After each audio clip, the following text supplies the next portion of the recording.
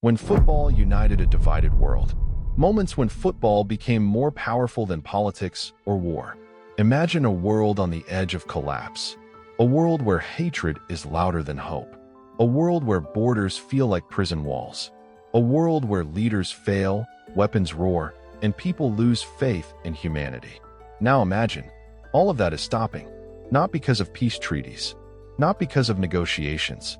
But because a ball rolled across a field. This is the story of the moments when football didn't just entertain us. It saved us. It healed us. It united us when nothing else could. Football is not just a sport. It's a psychological force. It's a cultural earthquake. It's a language spoken by billions without a single word. In the darkest chapters of human history, football has done something extraordinary. It has broken walls. It has silenced guns. It has made enemies stand side by side. Today, you'll witness the moments when football became more powerful than politics, more powerful than war, more powerful than fear. These are the moments that proved one thing. Humanity still has a heartbeat. The Christmas Truce match, 1914. When the war paused for football, the world was drowning in blood. World War I had turned Europe into a graveyard. Men who had never met were killing each other for reasons they barely understood. Then something impossible happened. On Christmas Eve, soldiers heard singing. Not gunfire, not explosions. Singing.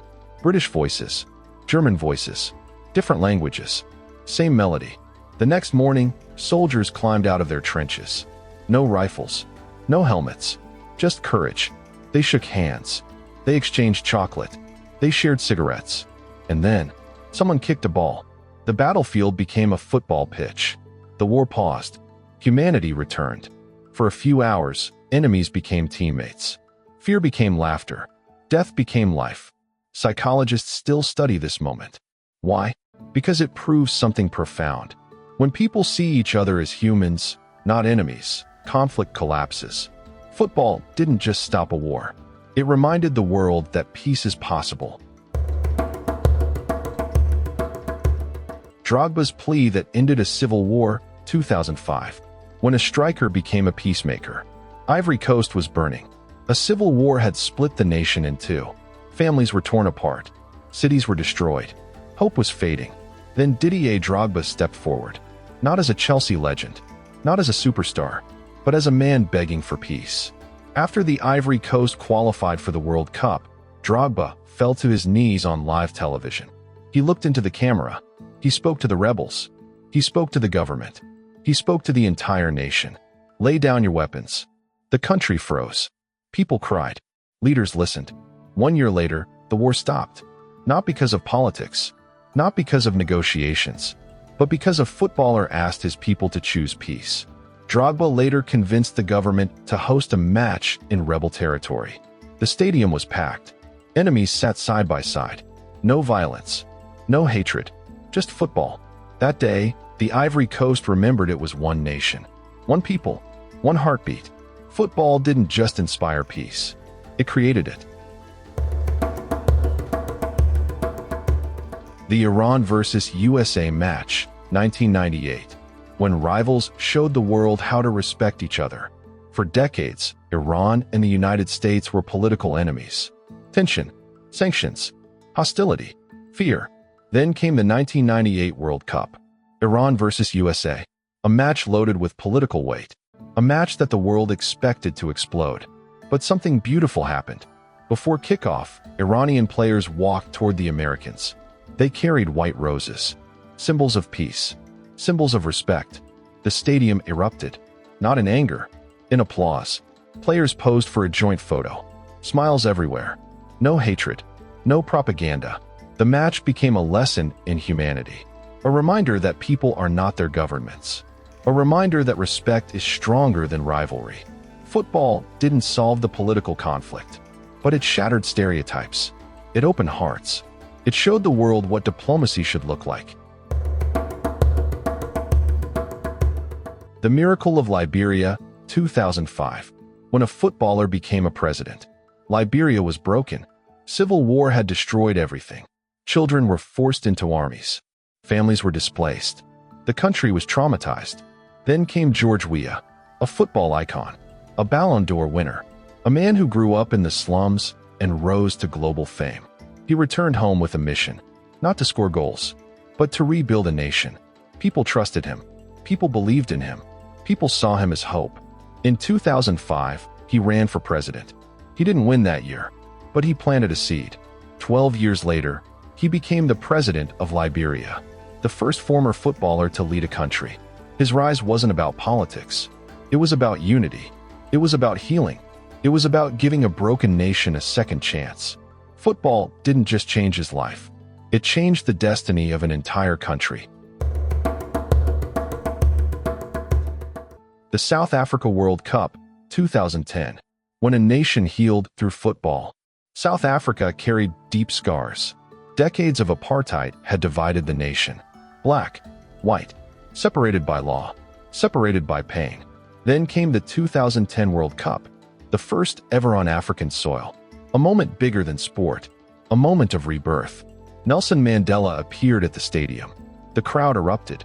Tears everywhere. Joy everywhere. For the first time, the world saw a united South Africa. Dancing, singing, celebrating. The vuvuzelas echoed across the planet. A sound of pride, a sound of unity, a sound of healing. Football didn't erase the past, but it helped the nation move forward. Together. The Japan vs. Senegal fans, 2018. When supporters taught the world a lesson. The match was intense. Japan vs. Senegal. Two nations are fighting for survival in the group stage. But the real story happened after the final whistle. Japanese fans stayed behind. They cleaned the stadium. Every seat, every aisle, every piece of trash. Senegalese fans did the same. Two cultures, two nations, one message. Respect the game. Respect the world. The videos went viral. Millions watched. Millions learned. Football didn't just entertain. It educated. It inspired. It reminded us that kindness is contagious. The Ukraine playoff match, 2022. When football became a symbol of survival. Ukraine was under attack. Cities destroyed. Families displaced. Lives shattered. Yet the national team kept playing. Not for trophies. Not for fame. But for hope.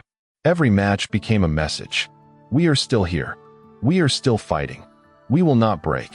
Fans around the world supported them. Flags everywhere. Songs everywhere. Unity everywhere. Football didn't stop the war, but it gave people strength. It gave them something to believe in.